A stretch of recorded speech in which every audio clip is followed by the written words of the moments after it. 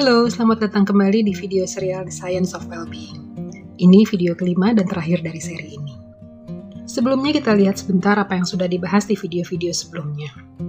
Ternyata kita kerap memiliki pemahaman yang salah tentang apa yang dapat membuat kita bahagia. Mengapa kesalahpahaman tersebut bisa terjadi? Apa yang dapat dilakukan untuk meluruskan kesalahpahaman tersebut? Apa yang seharusnya diinginkan untuk benar-benar membuat kita bahagia? Nah, kali ini kita akan melihat bagaimana mempraktikannya dalam kehidupan sehari-hari.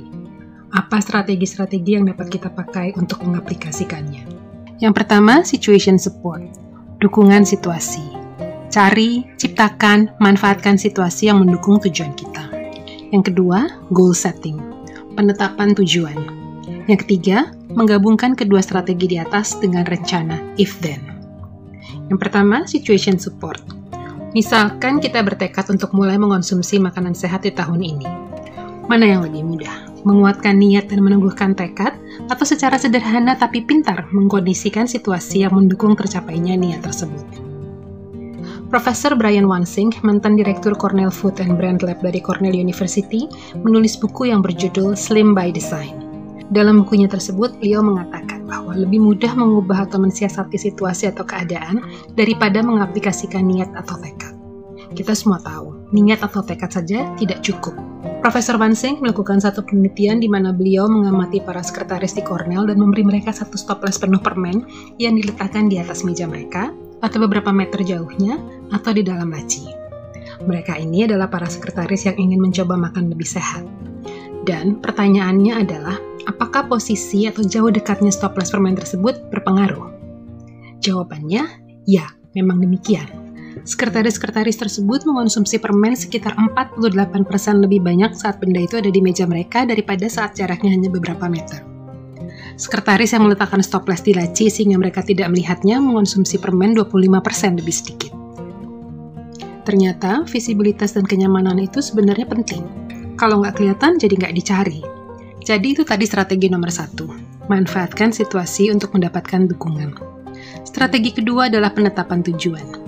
Iya, kita sudah tahu apa mau kita, tapi maksudnya di sini adalah memikirkan tujuan Anda dengan cara yang sangat spesifik, menggunakan beberapa teknik yang dapat membantu Anda mencapai tujuan dengan lebih efektif.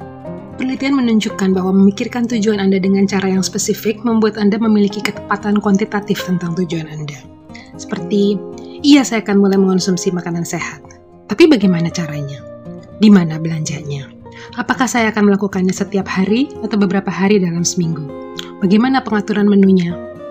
Mereka yang memiliki tujuan yang lebih spesifik memiliki strategi pelaksanaan yang lebih baik.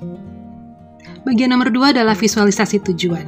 Banyak orang berpikir dalam kerangka berpikir positif. Jika Anda berpikir positif dan yakin bahwa Anda akan mencapai tujuan Anda, maka niscaya tujuan tersebut akan tercapai. Memang perlu untuk berpikir positif tentang tujuan Anda. Tetapi untuk mendapatkan manfaat positifnya, Anda juga harus menghabiskan jumlah waktu dan energi yang sama untuk memikirkan beberapa rintangan yang mungkin akan menghalangi jalan Anda. Ini oleh para peneliti disebut sebagai mental contrasting. Anda memvisualisasikan hasil yang positif, tetapi menindaklanjutinya dengan memikirkan hal-hal apa yang mungkin menghalangi jalan Anda. Kemudian komponen ketiga, yaitu implementation intention. Ini adalah strategi yang kita ciptakan sendiri untuk membantu mencapai tujuan kita. Pada dasarnya, ini adalah strategi dalam bentuk if-then plan. Rencana jika aku dihadapkan pada A, maka aku akan melakukan B. Strategi ini diharapkan dapat membantu Anda mencapai tujuan yang lebih baik. Contohnya, Anda membayangkan masuk ke ruang makan, dan biasanya di sana ada makanan-makanan manis yang disediakan oleh si Mbak. Tujuannya kan Anda tidak akan lagi makan makanan manis. Potensi masalahnya juga sudah diketahui. Nah, buat deh if-then plan-nya. Jika saya masuk ke ruang makan dan saya melihat donat di atas meja, saya akan segera membuka kulkas, mengambil buah, berbalik, dan pergi. Ada satu teknik jembatan keledai yang diciptakan oleh Gabriel Oettingen di New York University yang dapat kita gunakan untuk menyatukan semua strategi tadi dan mengaplikasikannya. Ini ditulis oleh Profesor Oettingen di bukunya yang berjudul Rethinking Positive Thinking. Teknik ini disebut WOOP, singkatan dari Wish, Outcome, Obstacles, dan Plan. Begini cara kerjanya. Kita tetap pakai contoh rencana untuk mulai mengonsumsi makanan sehat tadi ya. Apa wish-nya? Mengonsumsi makanan sehat. Anda sudah memikirkan tujuan Anda sespesifik mungkin. Anda akan mulai dulu dengan 3 kali seminggu, lalu kemudian setelah 1 bulan menjadi setiap hari. Anda akan mulai dari menu makan siang dan malam dulu, dan kemudian setelah 1 bulan sarapan juga. Yang kedua, kemudian Anda memikirkan outcome-nya. Dalam 6 bulan, Anda akan merasa tubuh Anda lebih sehat, lebih ringan, dan Anda terlihat lebih langsing. Lalu Anda juga membayangkan apa kira-kira potensi hambatannya. Bagaimana kalau Anda diundang makan malam oleh teman-teman atau keluarga? Bagaimana kalau tidak ada makanan yang aman untuk diet Anda? Bagaimana kalau Anda tiba-tiba sakit? Apakah Anda bisa melupakan sejenak diet ini? Dan sebagainya dan sebagainya. Kemudian, apa rencana if dan Anda? Jika saya harus makan di tempat teman atau saudara dan kemungkinannya makanannya ternyata tidak ada yang sesuai dengan diet saya, maka saya akan mengambil saja buah dan sayur yang bisa dimakan. Bisa dilihat ya, teknik WOOP ini sebenarnya mental contrasting ditambah implementation intention. Anda memikirkan hasilnya dan menghitung hambatannya dengan hati-hati. Dan Anda menerapkan strategi dalam bentuk rencana if-then yang membuat tujuan Anda semakin mungkin untuk dicapai.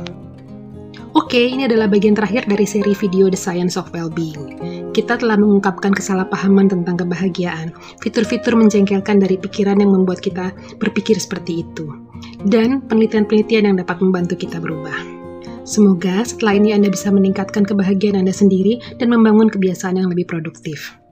Mohon maaf kalau selama membahas seri ini ada kekurangan dan kesalahan. Oke, sampai jumpa di seri video yang lain. Salam positivity.